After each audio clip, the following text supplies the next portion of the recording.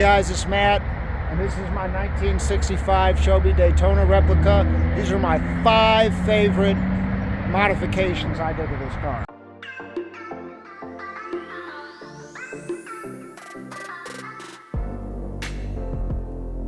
This secondhand, guy who owned it just a couple years, wanted to build a Cobra instead, and kind of went all out on this, but he just really wanted a Cobra. He lived in Florida. You know, didn't need the roof, you know, or the heater or any of that stuff. I do. I live here in Missouri. But, so some of the modifications were Midwest based, let's be honest. But it was almost perfect. But I feel like I perfected this car for me. Door poppers, but my remote's out of batteries. But my favorite thing, I'm not in order. My number one thing, I added these seat heaters. These Kirky seats. It was $50 and a really, really nice kit. I'll show you the wiring harness here in a minute. But boy, does that make a difference on a cold day. Now we got heat and air conditioning, but it's just nice to have your butt warm. This will get warm right away. And there's the stereo wiring. But it also, the seat heaters for $50 came with a really nice harness.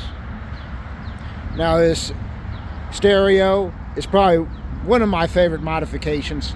Came with the car, so I can't claim. The thing I did that I love, I welded up these headrests, used U-bolts, bolted them to the roll cage, double padding in there, and I upholstered it with some leather.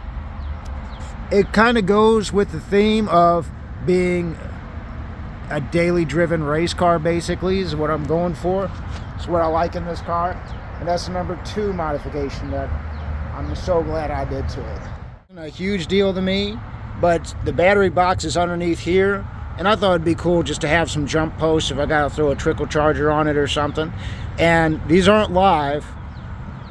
They're supposed to be outside of the car for a race, for a race car. But I figured I don't want, if I get in an accident, someone grounds them out, arcs them out. So I put them in the trunk here with the caps, but I also have a breaker on the battery box. But I thought that was just a nice touch in case anybody needs a jump, or I need a jump. Number 4, and I absolutely love this because when I bought this car, the shifter in neutral was about here. And I had to reach behind me and rub against these bolsters, and it made the driving experience so miserable. I hate getting in this car, but I really hated shifting it. And so I just took off the boot, and all I had to do was just flip the shifter around, because as you can see, it's got a little notch in there. And I just flipped it around, and that's it. Shifter's a little bit farther away, a little bit farther forward, just like the original Cobra in Daytona. Really nice modification. And like I said, everything on this car, it was almost perfect for me, but the first day I had it, I put in this wink mirror, and holy cow, could you not, there's so many blind spots in this car. You can't see anything. But look at that. You could even see out the quarter window. You can see everything around you. That quarter window, and it all looks like one image, and it's not parabolic or distorted, I mean. And it just bolts right up here to the roll cage. 5, but I'm going to give you a couple bonus. This is actually a GPS speedometer. Now, when I got it, it was an electronic speedometer, and it was just messing up. I didn't want to mess with it, so I called up Speed Hut. These are all Speed Hut gauges. Now, I don't know if it was because of the way it was wired or if there was some manufacturing defect with Speed Hut. They guarantee their gauges for life, but I was not the original purchaser. They said we could work out a deal. Send us in the old electronic speedometer. We'll change out the guts, turn it into GPS. Let me tell you the features on this thing. It's got this little LCD screen. It'll tell you the mileage.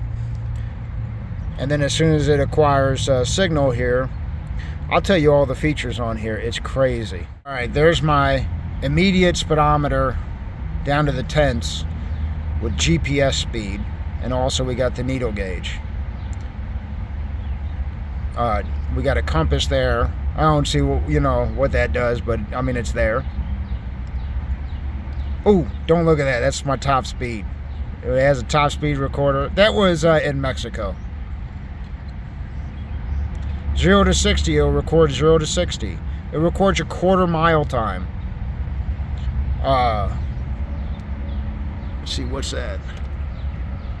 Oh, that's just the number for Speed Hut. You got your trip, got your time, GPS time, and you got your elevation. That's pretty crazy. It's interesting if you're doing some dyno tuning or something. And then you go back to the digital speedometer, which is my favorite. But I think the elevation, and especially the top speed, is really cool.